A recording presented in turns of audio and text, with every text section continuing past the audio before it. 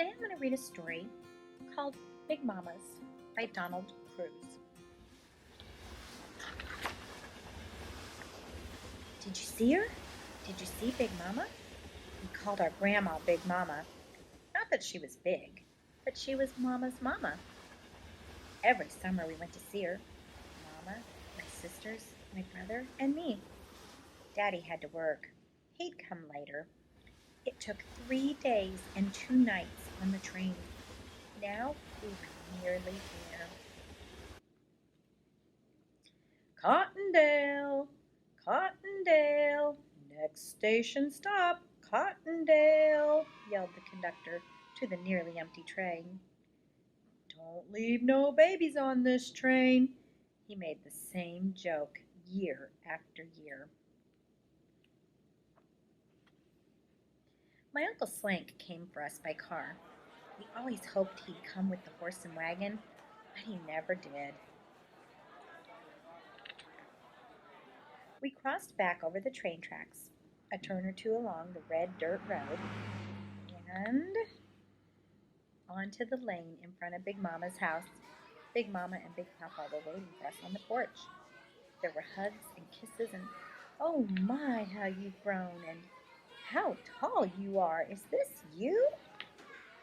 Then off with our shoes and socks. We wouldn't need them much in the next few weeks. Now to see that nothing had changed. In the hall, the sewing machine that you had to pedal like a bicycle, the big clock over the fireplace, the wind-up record player, the kerosene lamps, and the Sears Roebuck catalogs. Our room, my brother's and mine, and Uncle Slank's. Across the hall, the room where my sisters and my mama slept. Next to it, Big Mama's and Big Papa's room. Then to the back porch. Off the porch were 3 rooms. The tiny extra room, no bigger than the bed in it. None of us wanted to sleep there alone. The dining room with the big round table and chairs. And next to it, the kitchen. On the porch was the washstand, where we washed our hands, faces, and feet. At the end of the porch was the well. Don't fall in, we were told every year.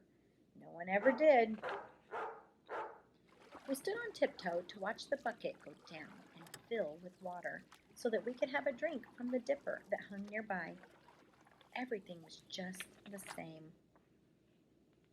In the backyard was the chicken coop, where Sunday dinner's chicken spent its last days.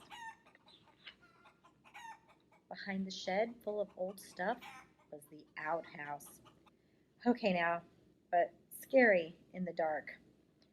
We stopped for a drink at the pump. We ran past the pear tree, where the turkeys roosted at night.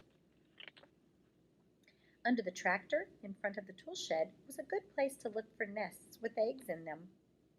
Next to the tool shed was the huge, empty pot for making syrup from sugarcane juice. I dug some worms from the big pile of cane pulp. Wigglers were the best kind for fishing. I chose a pole. The barn was another place to look for eggs.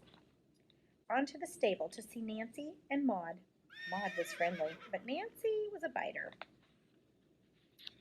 Down the path, past the cow pen and the pig pen, to the pond. The flat-bottomed boat was still there. Plenty of water for fishing and swimming this year. Everything just as it should be. "A fish! A fish! I got one! I yelled. Woo! Woo! The train whistle. Dinner time. Everybody sitting around the table that filled the room. Big Mama, Big Papa, Uncle Slank, our cousins from down the road, and all of us. We talked about what we did last year. We talked about what we were going to do this year. We talked so much we hardly had time to eat. The night was jet black except for millions of stars. We could hardly sleep thinking about things to come. Some nights, even now, I think that I might wake up in the morning and be at Big Mama's with the whole summer ahead of me.